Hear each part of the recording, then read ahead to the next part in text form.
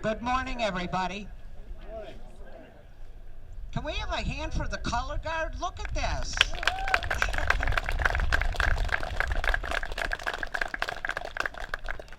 You guys are awesome.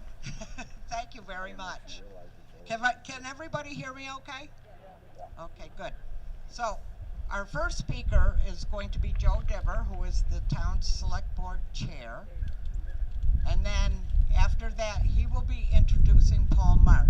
I'm going to have a little bit of housekeeping before we do the meal distribution.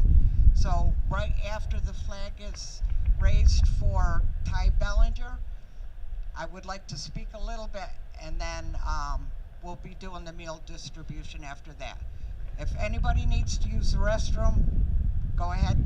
It's okay. We will let you do that. Okay, Joe? Careful on the cord, don't step over it. Thank you so much, Kelly. Thank you for organizing this great day. There we go. How's that? Can you hear me now? Good? Okay. Thank you again, Kelly. Really appreciate it.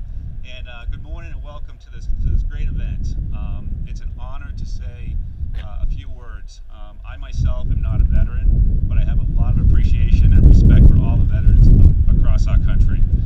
My brother-in-law actually just retired yesterday, 38 years in the Navy, so we're going to have a little party for him coming up in a couple of weeks. This morning I had the privilege of meeting Ty, and thank you for your service, Ty.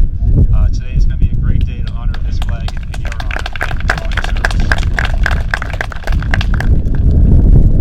And with that, there you are. Come on over, Paul, and say a few words. And again, thank you for joining us this morning, and looking forward to a great event. Thank you, everyone.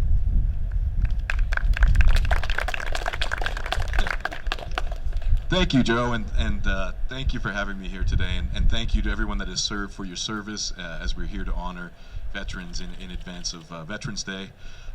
You know it's an important day. I put on a tie, and not only is that a big deal for me, but this is especially a big deal. It's the first time since March 6th of 2020 when we all went into hiding because of COVID. So I'm really honored to be here with a tie on, and unfortunately I have to have the sunglasses. I can't see anything otherwise.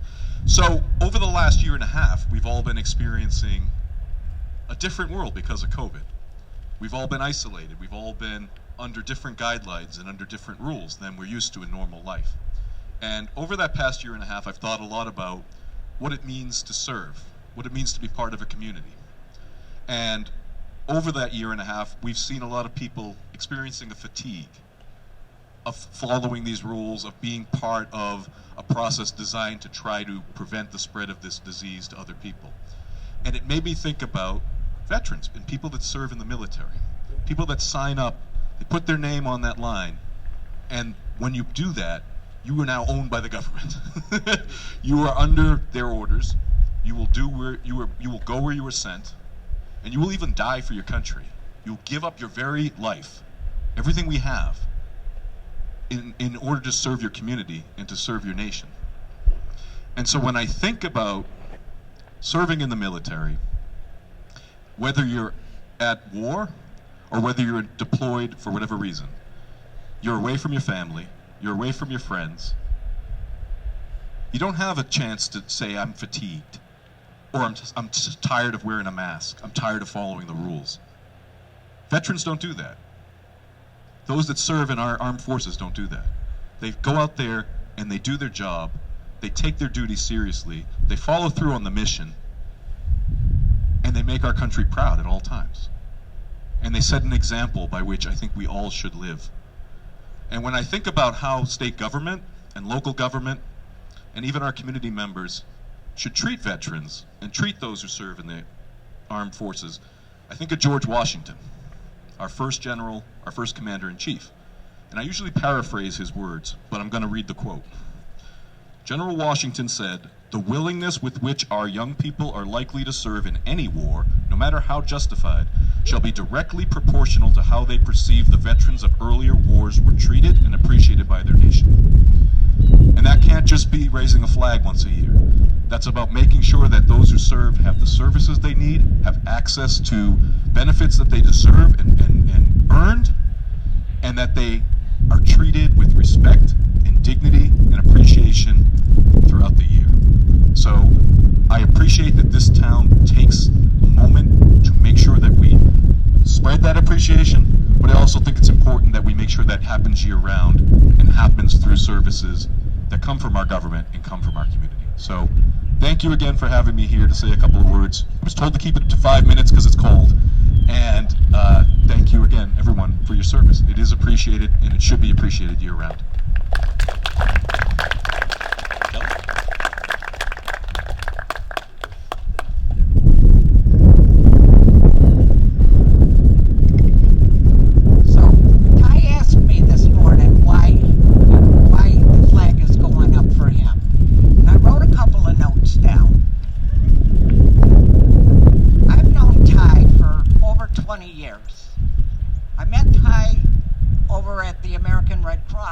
In my other life, where I used to work, where he was putting together care packages for active military overseas.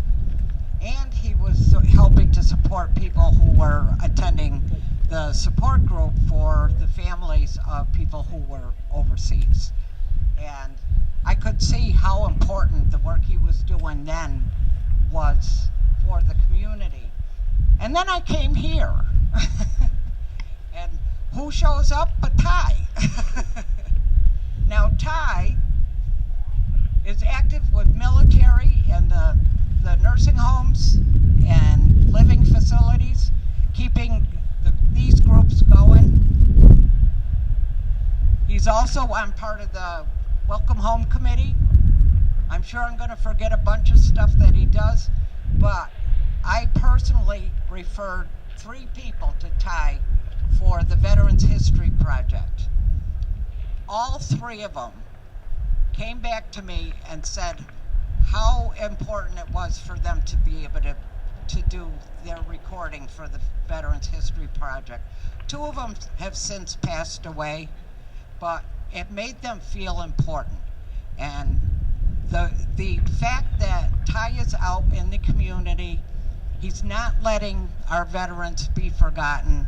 He keeps them talking and knowing each other. I think that makes him a local hero. And I want to thank you, Ty, and I want to thank all the veterans that keep us safe every day. And I know it's been difficult because of COVID. He feels guilty because he hasn't been out there because of COVID, but it's going to happen again soon. Thank you.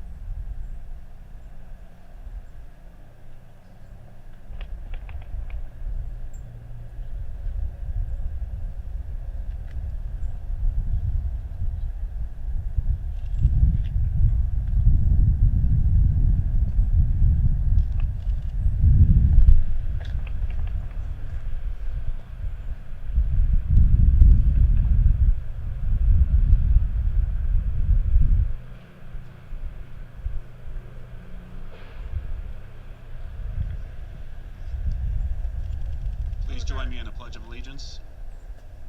I pledge allegiance to the flag of the United States of America and to the republic for which it stands, one nation, under God, indivisible, with liberty and justice for all. Thank you. Color guard, order, arm. Color guard, parade, rep.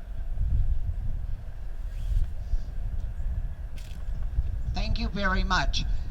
There was the housekeeping I wanted to do is the meals are over here. They're ready for distribution. We would like to thank Sugar Hill for contracting with, is it AJ Nosh? Cater. The meal looks delicious, I have to say. I'm jealous.